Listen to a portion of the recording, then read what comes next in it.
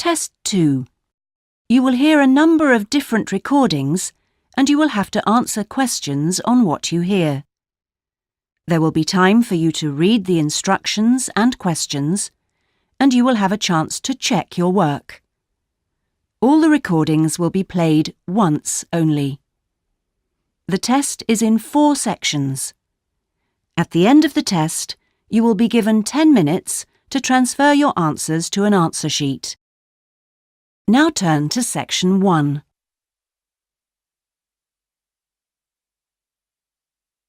Section 1.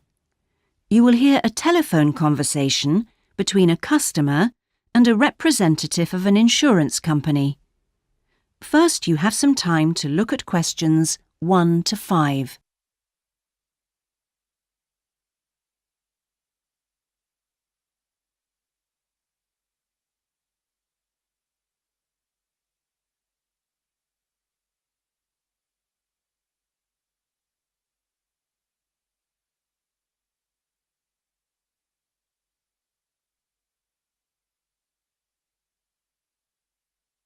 You will see that there is an example that has been done for you. On this occasion only, the conversation relating to this will be played first.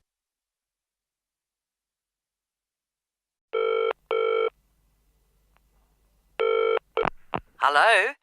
Motor Insurance Department? Oh, hello. I'd like to ask about insurance for my car. Yes, of course. I'll just take a few details. What's your name? Patrick Jones. The customer's name is Patrick Jones, so Patrick Jones has been written in the space.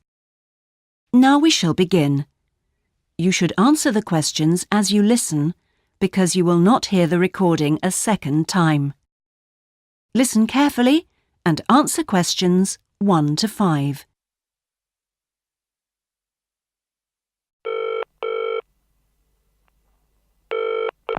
Hello?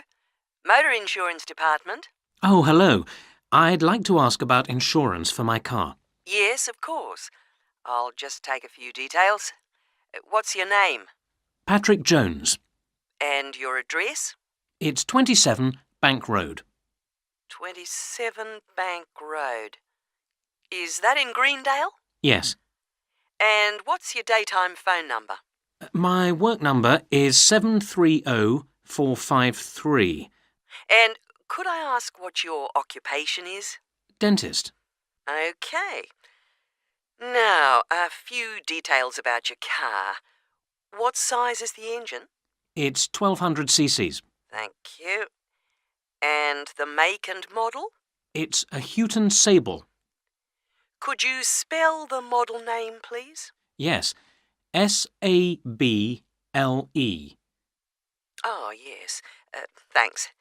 And when was it made? 1997. Lovely. Right.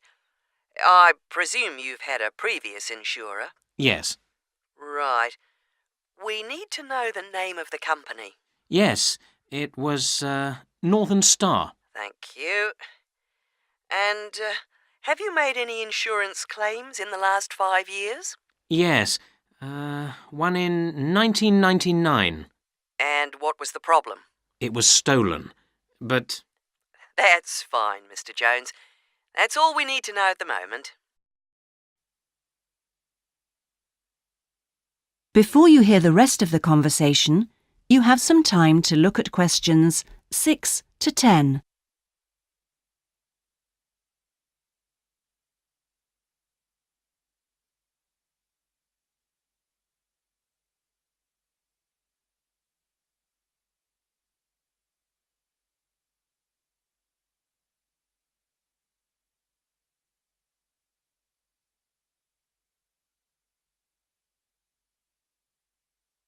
Now listen and answer questions 6 to 10.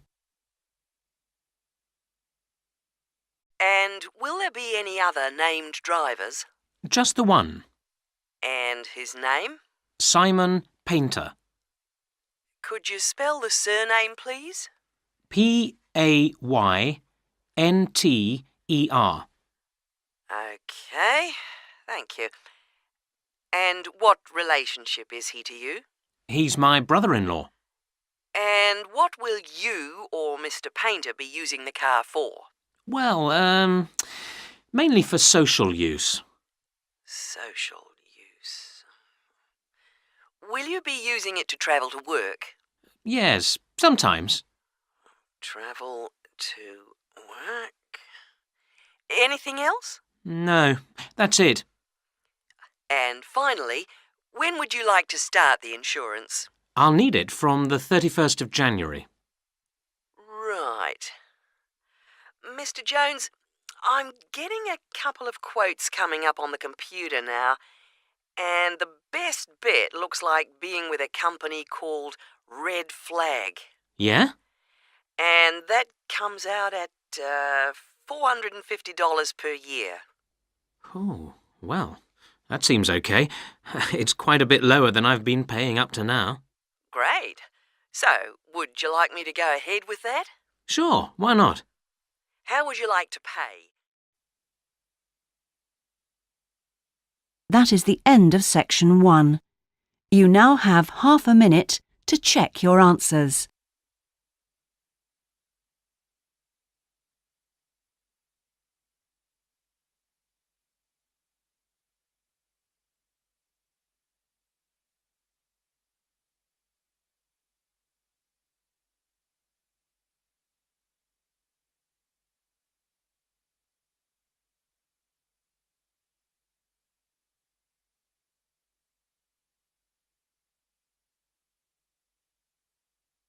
Now turn to section 2.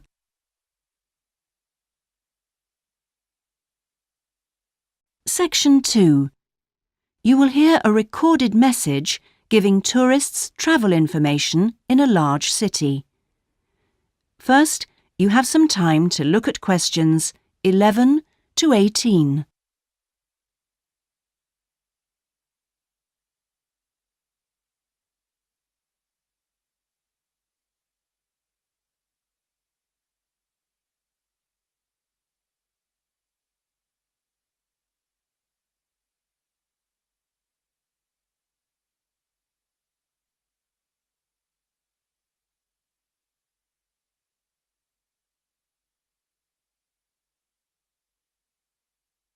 Now listen carefully and answer questions 11 to 18. Thank you for calling the tourist line. There are many different ways of getting round the city, and we'd like to suggest some you may not have thought of. How about a city trip by boat? There are 4 main stopping points. From west to east, Stop A, Greenbanks, Stop B, City Bridge, Stop C, Roman Landing, and Stop D, Newtown. You can find the main booking office at Stop A.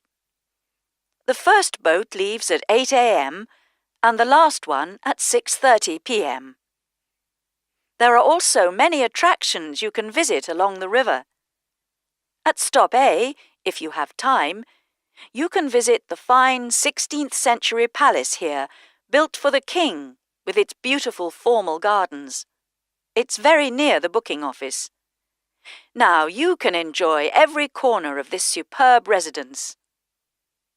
Stop B. Why don't you visit Tower Restaurant with its wide range of refreshments? This is a place where you can sit and enjoy the wonderful views over the old commercial and banking centre of the city. Stop C is the area where, in the 1st century AD, invading soldiers crossed the river. This was much shallower than it is now. That's why this area is called Roman Landing. There's an interactive museum to visit here, with a large shop which has a good range of local history books. At the furthest point of the trip, Stop D, the most exciting place to visit is the new entertainment complex with 7-screen cinema, bowling alley, and video games arcade. Before you hear the rest of the message, you have some time to look at questions 19 and 20.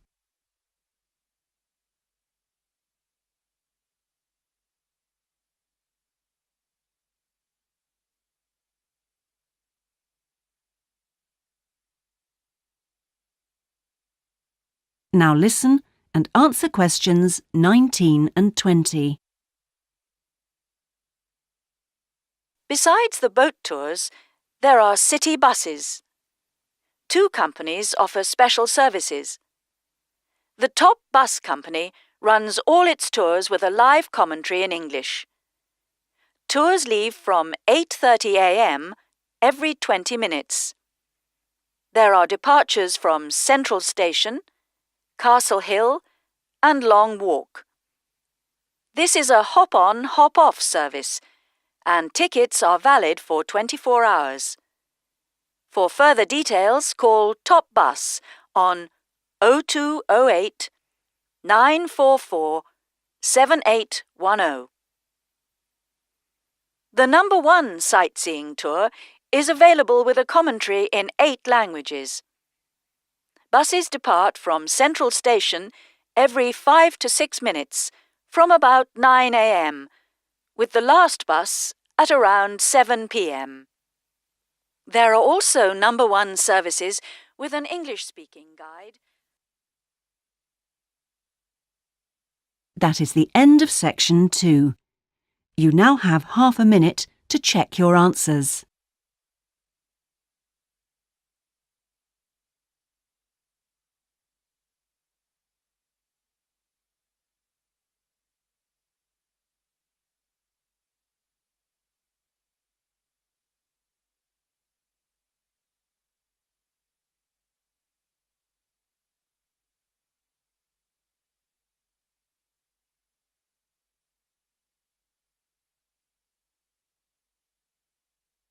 Now turn to section 3.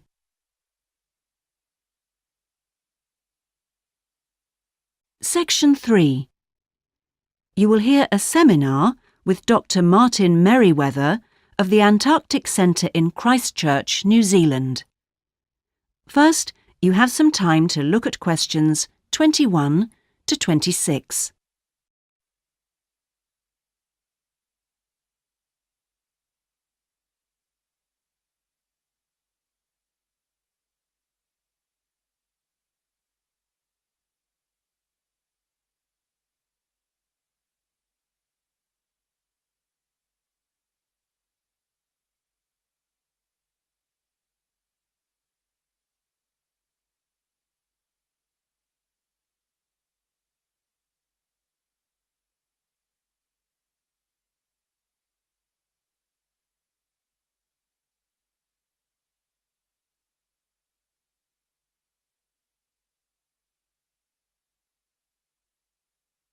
Now listen carefully and answer questions 21 to 26. We're pleased to welcome Dr. Martin Merriweather of the Antarctic Centre in Christchurch, New Zealand, who has come along to talk to us today about the role of the centre and the Antarctic Treaty. Now, my first question is about the choice of location for the centre.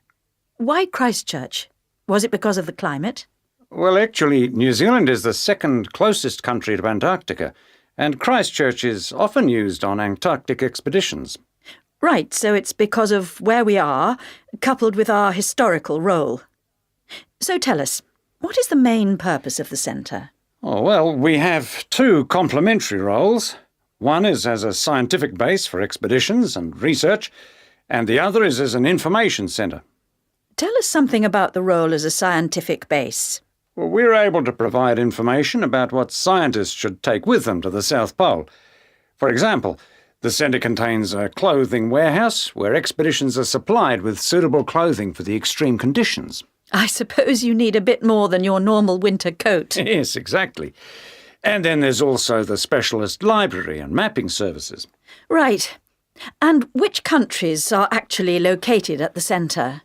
Well, the centre houses research programs for New Zealand, for the United States, as well as for Italy. There's even a US post office at the American Air Force Base here. Really? And what does the visitor centre offer? Well, since very few people will ever experience the Antarctic firsthand, the Visitors Centre aims to recreate the atmosphere of Antarctica. There's a mock campsite where you can see inside an Antarctic tent and imagine yourself sleeping there.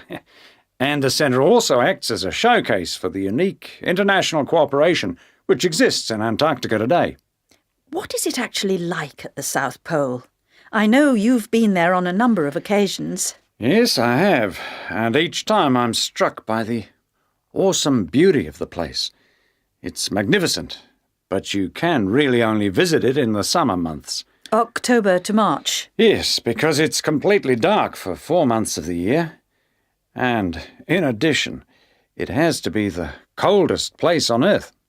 Colder than the North Pole? Why is that? Well, unlike the North Pole, which is actually a frozen sea, Antarctica is a landmass shaped like a dome, with the result that the winds blow down the slopes at speeds of up to 150 kilometres an hour. And that's what makes it so cold. Oh. And one other interesting thing is that Antarctica is the driest continent on Earth, surprisingly, and so you have to drink large amounts of water when you're there. How old is Antarctica? Oh, we're pretty sure it was part of a larger landmass, but it broke away from the rest of the continent 170 million years ago. How can you be certain of this? Because fossils and rocks have been discovered in Antarctica, which are the same as those found in places such as Africa and Australia. Amazing. To think that it was once attached to Africa. Before you hear the rest of the interview, you have some time to look at questions 27 to 30.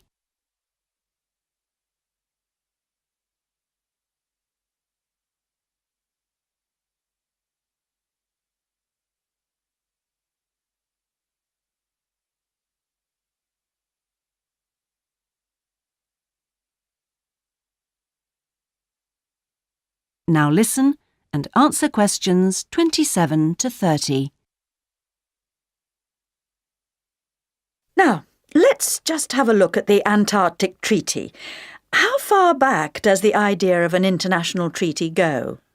Well, as far back as the 19th century, when 11 nations organised an international event.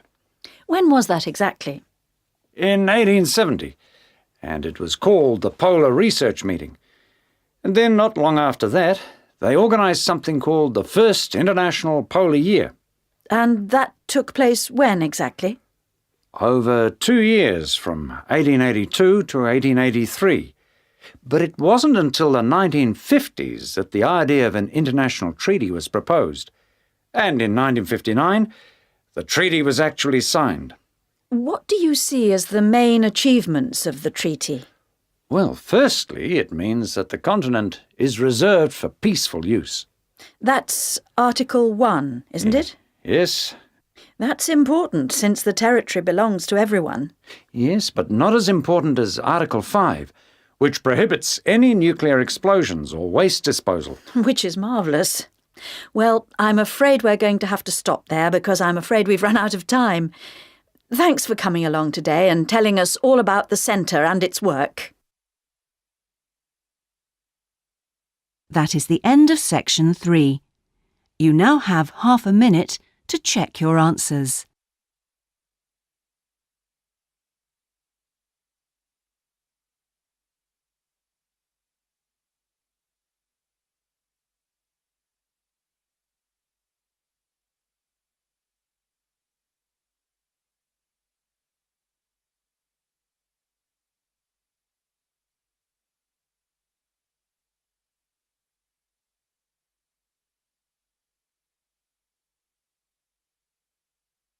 Now turn to section 4.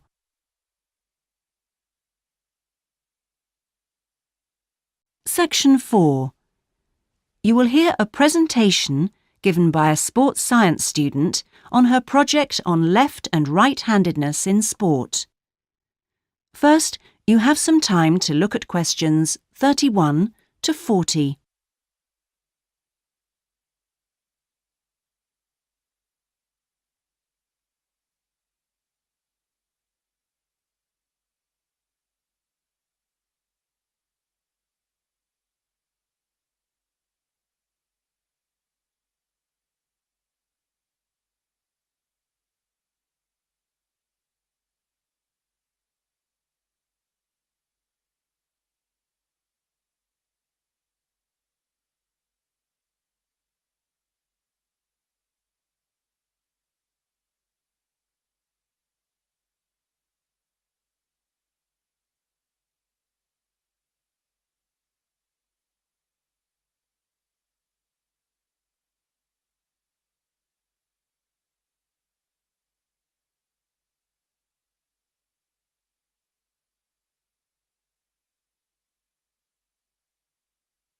Now listen carefully and answer questions 31 to 40.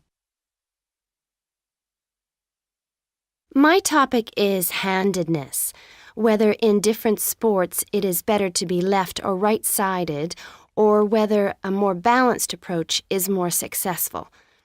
I'm left-handed myself, and I actually didn't see any relevance to my own life when I happened to start reading an article by a sports psychologist called Peter Matthews. He spent the first part of the article talking about handedness in music instead of sport, which I have to say almost put me off from reading further. But what I soon became struck by was the sheer volume of both observation and investigation he had done in many different sports, and I felt persuaded that what he had to say would be of real interest. I think Matthew's findings will be beneficial, not so much in helping sports people to work on their weaker side, but more that they can help them identify the most suitable strategies to use in a given game. Although most trainers know how important handedness is, at present they are rather reluctant to make use of the insights scientists like Matthews can give, which I think is rather short-sighted, because focusing on individual flexibility is only part of the story. Anyway, back to the article. Matthews found a German study which looked at what he called mixed-handedness, that is, the capacity to use both left and right hands equally. It looked at mixed-handedness in 40 musicians on a variety of instruments. Researchers examined a number of variables. For example, type of instrument played, regularity of practice undertaken, and length of time playing instrument, and found the following. Keyboard players had high levels of mixed-handedness, whereas string players like cellists and violinists strongly favored one hand. Also, those who started younger were more mixed-handed. Matthews also reports studies of handedness in apes. Apes get a large proportion of their food by fishing ants from anthills. The studies show that apes, like humans, show handedness, though for them right and left-handedness is about equal, whereas about 85% of humans are right-handed.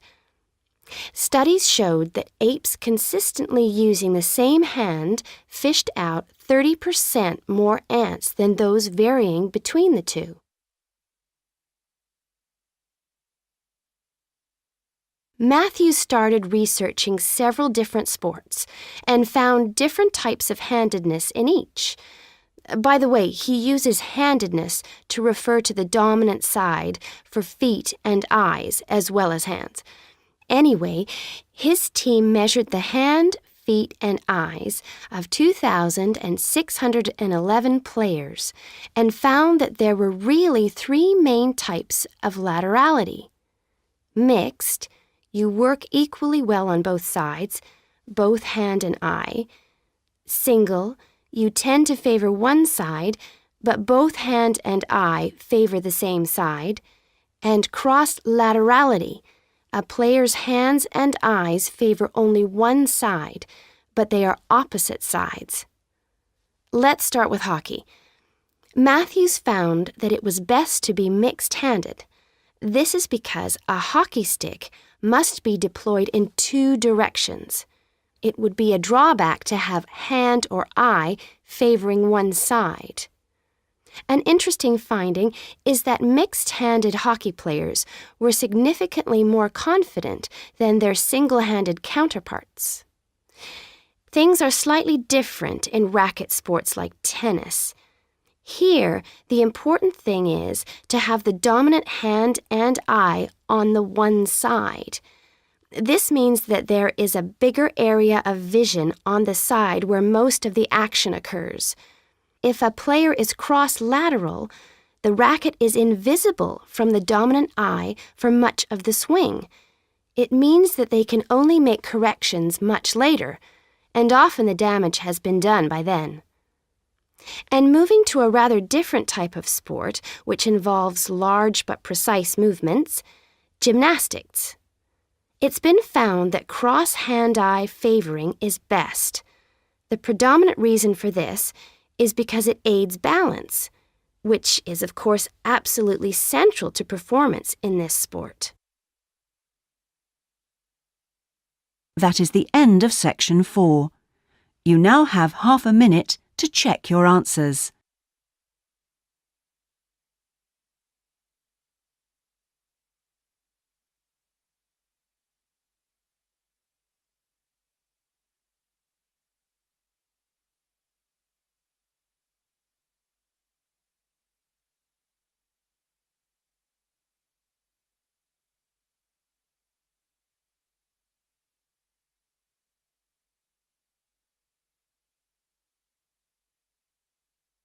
That is the end of the listening test. In the IELTS test, you would now have 10 minutes to transfer your answers to the listening answer sheet.